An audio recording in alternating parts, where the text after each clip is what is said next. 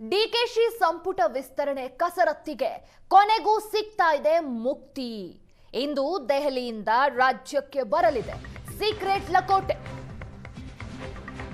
ಸಂಪುಟ ವಿಸ್ತರಣೆ ಈ ಕಸರತ್ತಿಗೆ ಕೊನೆಗೂ ಕೂಡ ಮುಕ್ತಿ ಸಿಗ್ತಾ ಇದೆ.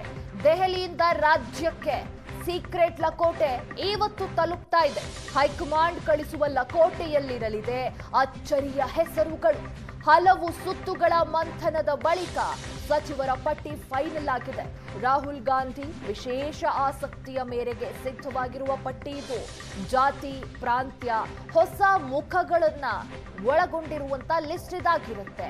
ಪಟ್ಟಿ ಹೊತ್ತು ದೆಹಲಿಯಿಂದ ಕಾಂಗ್ರೆಸ್ ನಾಯಕರು ರಾಜ್ಯಕ್ಕೆ ಬರಲಿದ್ದಾರೆ. ಸಂಜೆ 4ಕ್ಕೆ ಬೆಂಗಳೂರು ತಲುಪಲಿದ್ದಾರೆ ವೇಣುಗೋಪಾಲ್ ಸುರ್ಜೇವಾಲಾ.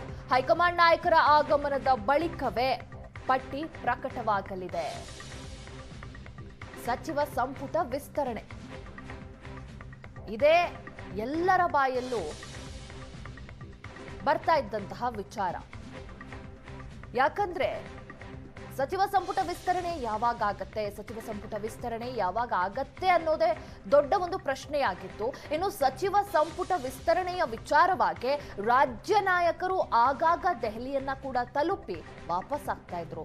3-4 ಬಾರಿ ಇದೇ ಸಚಿವ ಸಂಪುಟ ವಿಸ್ತರಣೆಯ ವಿಚಾರವಾಗಿ ಯಾರ್ಯಾರು ಡಿಕೆಶಿ ಸರ್ಕಾರದಲ್ಲಿ ಸಚಿವರಾಗಲಿದ್ದಾರೆ ಅನ್ನೋ ಒಂದು ವಿಚಾರವಾಗಿ ದೆಹಲಿಯನ್ನ ರಾಜ್ಯ ನಾಯಕರು ತಲುಪಿ ಹೈಕಮಾಂಡ್ ಒಟ್ಟಿಗೆ ಚರ್ಚೆಯನ್ನ ನಡೆಸಿ ವಾಪಸ್ ಆಗ್ತಾ ಇದ್ರು. ಯಾಕಂದ್ರೆ ಎಷ್ಟೋ ಬಾರಿ ರಾಜ್ಯ ನಾಯಕರು ಸಲ್ಲಿಸ್ತಾ ಇದ್ದಂತಹ ಪಟ್ಟಿಗೂ ಹೈಕಮಾಂಡ್ ನಾಯಕರಿಗೂ ಒಂದು ರೀತಿ ಮ್ಯಾಚ್ ಆಗ್ತಿರ್ಲಿಲ್ಲ. ಈ ರೀತಿ ಬೇಡ, ಇನ್ನೊಂದಷ್ಟು ಬೇರೆ ಪಟ್ಟಿಯನ್ನ ರೆಡಿ ಮಾಡ್ಕೊಂಡ್ ಬನ್ನಿ ಅಂತ ಹೈಕಮಾಂಡ್ ಒಂದಷ್ಟು ಸೂಚನೆಯನ್ನ ಕೊಟ್ಟು ಕಳಿಸ್ತಾ ಇತ್ತು ರಾಜ್ಯ ನಾಯಕರನ್ನ. ಕೊನೆಗೆ ರಾಹುಲ್ ಗಾಂಧಿ ಅವರ ಒಂದು ಮಾರ್ಗದರ್ಶನದಂತೆ ಜಾತಿವಾರು, ಪ್ರಾಂತ್ಯವಾರು, ಹಾಗೆ ಹೊಸ ಮುಖಗಳಿಗೆ ಮಣೆ ಹಾಕಬೇಕು ಅಂತ ಹೇಳಿ ಹೊಸ ಪಟ್ಟಿಯನ್ನ ಸಿದ್ಧ ಮಾಡಲಾಗಿತ್ತು.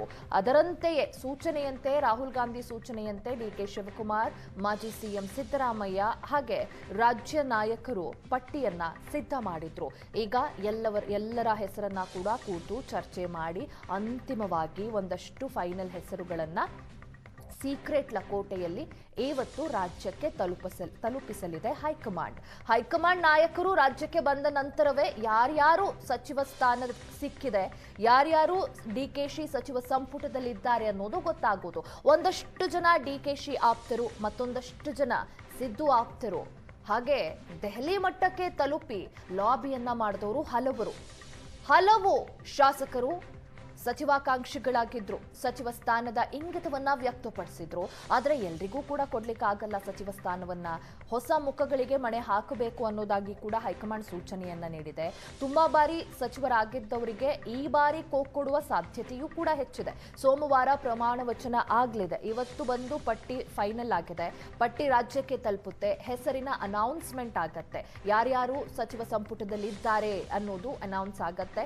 ಅದಾದ ನಂತರದಲ್ಲಿ ನಾಳೆಯೇ ಪ್ರಮಾಣ ವಚನ ಆಗಲಿದೆ. 2ನೇ ಹಂತದ ಸಂಪುಟ ರಚನೆಗೆ ಈಗ ಡಿಕೆಶಿ ಸರ್ಕಾರ ಸರ್ವಸನ್ನದ್ಧವಾಗಿದೆ.